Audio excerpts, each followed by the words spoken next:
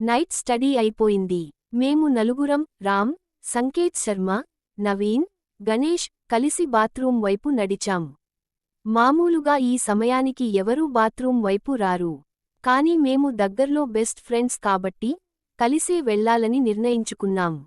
అక్కడికి చేరినప్పుడే ఏదో భిన్నంగా అనిపించింది. బాత్రూం వెనుక ఉన్న చెట్టు కింద ఓ వింత ఆకారం నిలుచున్నట్లు అనిపించింది.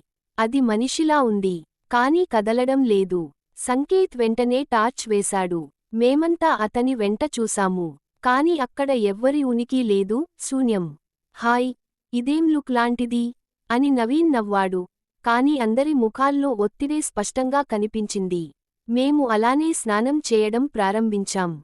ఒక్కొక్కరిగా లోపలికి వెళ్లి వస్తున్నాం. అంతలోనే ఒక్కసారిగా కరెంట్ పోయింది. చీకటి ముసురుకుంది. ఒక్కసారిగా గణేష్ అరుపు వినిపించింది. ఏదో నా చెవికి దగ్గరగా నిశ్శబ్దంగా ఊపిరి తీసుకున్నట్టు అనిపించింది.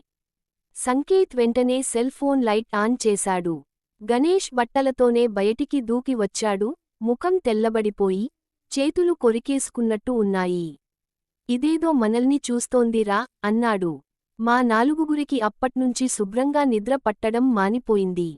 ప్రతిరోజూ ఒకరికి ఒక్క ఊహల్లో అదే ఆకారం కనిపించేది. అదే చెట్టు, అదే నీడ. ఆ నీడ కాస్తా మమ్మల్ని పిలుస్తున్నట్టుగా. ఒక రోజు రామ్ చింతించి లైబ్రరీలో ఏదైనా రికార్డులున్నాయేమో చూశాడు. ఆశ్చర్యకరంగా పాత ఫైల్స్లో ఒక వార్త దొరికింది. హాస్టల్ వెనుక చెట్టు కింద 1998లో ఓ విద్యార్థిని ఆత్మహత్య